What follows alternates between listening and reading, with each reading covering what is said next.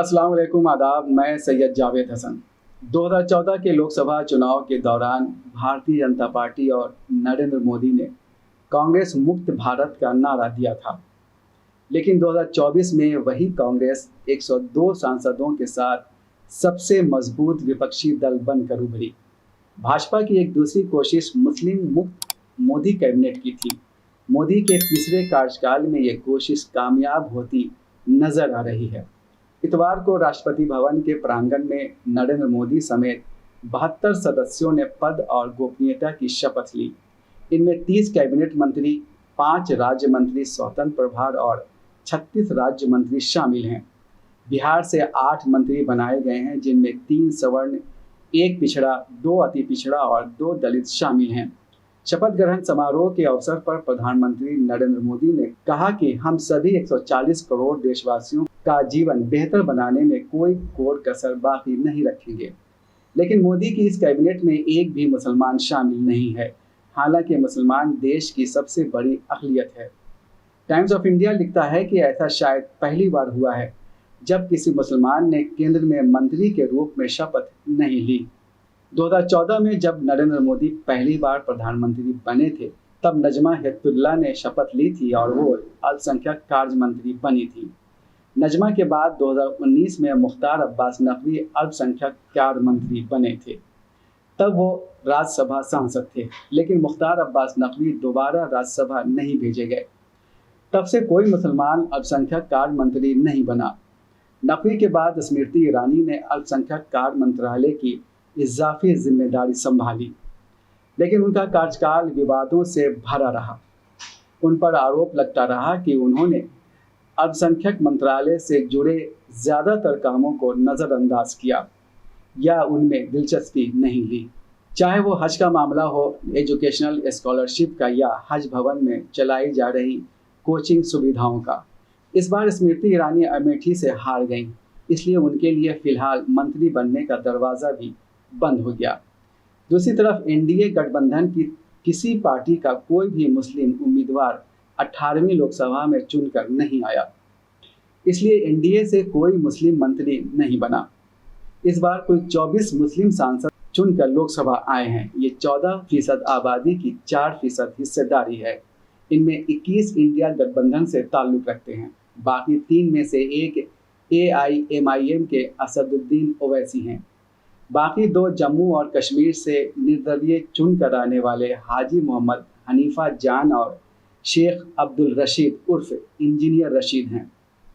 नरेंद्र मोदी से पहले 2009 की कैबिनेट में 5 और 2004 की कैबिनेट में 4 मुस्लिम लोकसभा सांसद थे। अटल बिहारी वाजपेयी जब प्रधानमंत्री थे, तब उनकी कैबिनेट में शाहनवाज हुसैन और उमर अब्दुल्ला के तौर पर 2 मुस्लिम मंत्री थे। 1998 में वाजपेयी के नेतृत्व वाली सरकार में मुख्तार अब्बास नकवी राज्य मंत्री थे। अब सवाल पैदा होता है कि क्या भविष्य में जब कैबिनेट विस्तार होगा, तब किसी मुसलमान को राज्यसभा सांसद बनाकर मोदी मंत्रिमंडल में शामिल किया जाएगा, क्योंकि अभी भी 9 मंत्रियों को कैबिनेट में शामिल किए जाने की गुंजाइश है। दूसरा सवाल ये है कि क्या किरण रिजिजू अल्पसंख्यक कार्य मंत्रालय सौंपा जाएगा। तीसरा सवाल यह है कि क्या अल्पसंख्यक कार्य मंत्रालय को ही सिरे से समाप्त कर दिया जाएगा। इन सवालों से परे बिहार लोक संवाद के कंसल्टिंग एडिटर समी अहमद कुछ अन्य पहलुओं पर चर्चा करते हैं। ये बात सबकी चर्चा में है कि नरेंद्र मोदी और 69 मंत्रियों में कोई मंत्री मुसलमान नहीं, यानी अल्पसंख्यक का जो सबसे बड़ा समूह है उसका कोई प्रतिनिधि इस कैबिनेट में शामिल नहीं।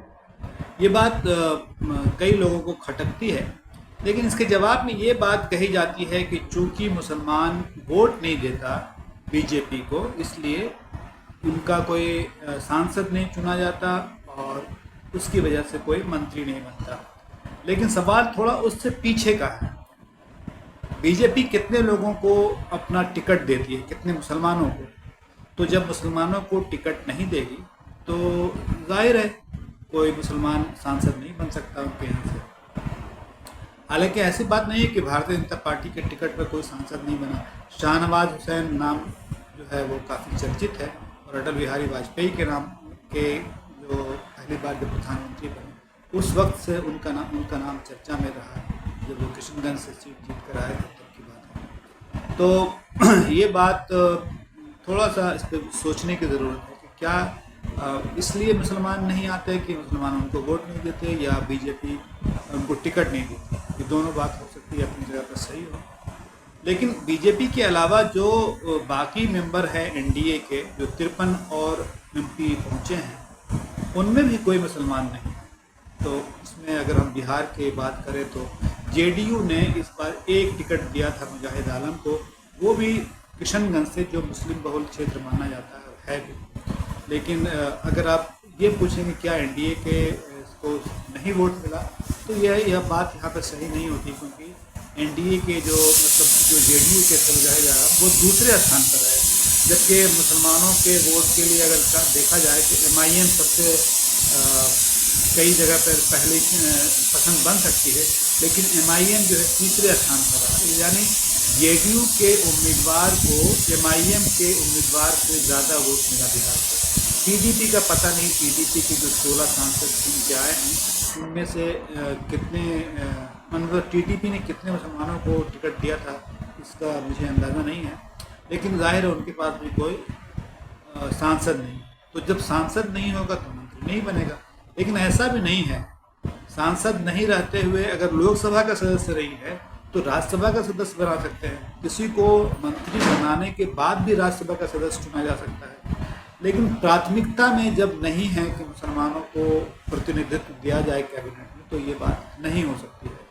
और एक बात और देखा जाए कि जिस तरह से प्रधानमंत्री नरेंद्र मोदी का पूरा जो वो चुनाव अभियान रहा है, और उसमें जिस तरह से उन्होंने मुसलमानों को टारगेट किया, उनके खिलाफ जिस तरह से बयानबाजी की, जिस तरह से उन्हें ज़्यादा बच्चा पैदा करने वाले या घुसपैठिया बताया, तो उस माहौल में वो कैसे उम्मीद कर सकते हैं कि मुसलमान उनके उम्मीदवार को वोट दें। लेकिन ये ज़रूर है कि जो उनके सहयोगी हैं उनके बारे में ये सोचा जा सकता है कि उनके उम्मीदवारों को वोट क्यों नहीं मिलता है। लेकिन नीतीश कुमार से ये सवाल पूछा जा सकता है कि वो मुसलमान को किसी और सीट से भी टिकट दे सकते थे, उन्होंने क्या सोच कर नहीं दिया। शायद उन्होंने भी यही सोचा हो, लेकिन कई जगहों से ये बात आई कि मुसलमानों ने जेडीयू के जो कैंडिडेट हैं उनको वोट दिया है। जैसे यहाँ